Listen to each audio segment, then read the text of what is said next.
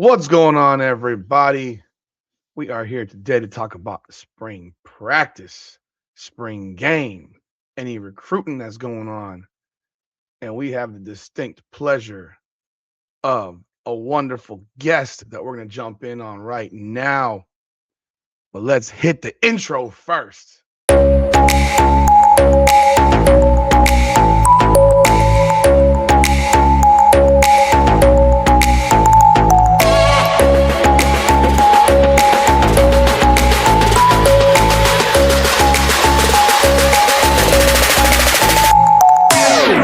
You mentioned the offensive line. Everything I've read and seen video wise on Cantwell is high praise. Um, that the one guy he's had issues with is the dude from Missouri, Wilson. But other than that, he is a dominant offensive lineman. He's 18 years old. He benches 500 plus pounds, which is outrageous for someone that age, from what I've read. What did you see about him? How did he look? And then on top of that, they got this commitment from this dude from JUCO, Hawk, he looks like a freaking tower. 6'9", 335. Is he a guy that could actually be in the starting lineup, even though he missed a spring because of his size? I mean, just that massive size. Yeah, just with Cantwell, he's still sitting at 17 years old. Hasn't turned quite 18 yet. Oh, he's Malachi Tony again. Yeah, I mean, Armando Blunt. We've seen these guys that you look up and they're just young right now. So Yeah. Yeah. The thing with Jackson, I think it's been a decent spring for him. I wouldn't say everything's just been great from what I've seen, but I think with Jackson, even the spring game too. The thing with him, you're just believing in the development. He will turn 18 in May. I do want to point that out. Okay. Next month, but I just think with his development, continuing to work, continue to ask questions. These are traits that he has had for a long time, and wants to put in work, wants to be good. Never complacent type of guy. You just hope as the season goes on or as the season starts, he's going to be fine. I think that's the thing you trust in. The size is there. 6'8", 330, right around in there. He has good footwork. He knows he's got to continue to work on pass protection. That's going to be, that's really the thing that almost all tall offensive linemen, especially when they're young, just have to keep working on. And he hasn't seen pass rushers like this at the high school level on a continued basis. And you touched on Damon Wilson. Damon Wilson was a very good player at Missouri. He was a really top recruit, really high, one of those high recruits. And now he's come into Miami, a little bit more, even more experienced too. So for him to have struggles against him, I think it's not a huge surprise, but I don't think it's I don't think it's just right off Jackson. He's not going to be good, or, he knows he has stuff to work on. But I think it was good for him to be out there. It was good for Jackson, like some of these other freshmen that came in last December and were part of the playoff run.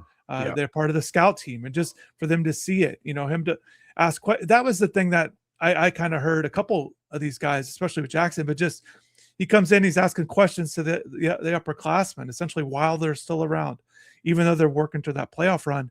And, that's just a positive sign that he kind of continued the traits that made him successful at the high school level into this level. And I don't think I think he's going to be good. I think he definitely has a chance to be, and we'll see, if we're comparing players like we do a quarterback, for example, Francis Maui-Noah, highly rated guy coming out of high school, recently started as a freshman.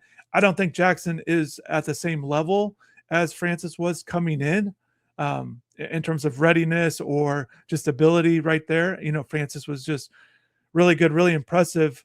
But I think Jackson could certainly get to a high level too at UM. So, and he knows it. He said, they threw me into the fire. So he's certainly productive spring, productive summer, or productive December. And the fact that he was here and able to get reps, I think that's really important.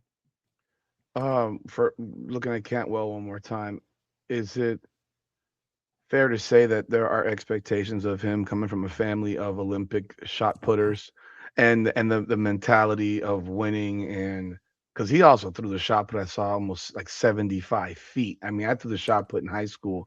I don't know that our pit could have held a 75-foot throw. Like, that's a ridiculous throw. So, like, when you come up with people like that, and your parents are silver medalists in the Olympics, What are your thoughts to that? I think he's grown up with it. This is just something that happened. He's had expectations his whole life.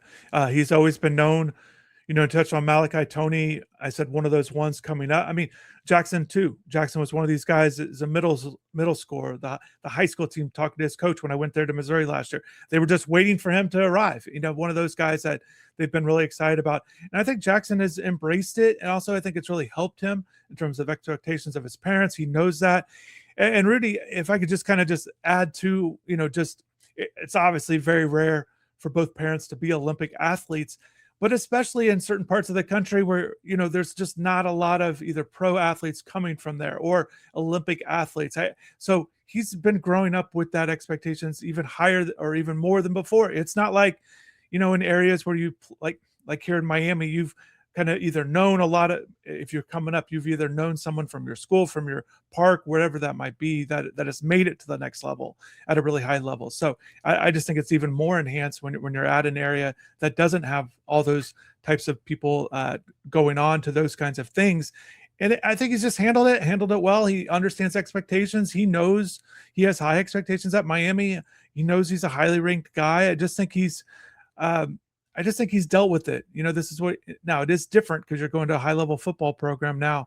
The expectations for the team, everyone's going to be on him about being good, and coaches threw him in. He's the first team left tackle all spring, essentially. So I just think he's just kind of handled it his whole life. And I think he's just kind of embraced it. I think he's used it as a positive and not as something that's going to deter him or a detriment to him. He's just handled the spotlight very well throughout his life, really.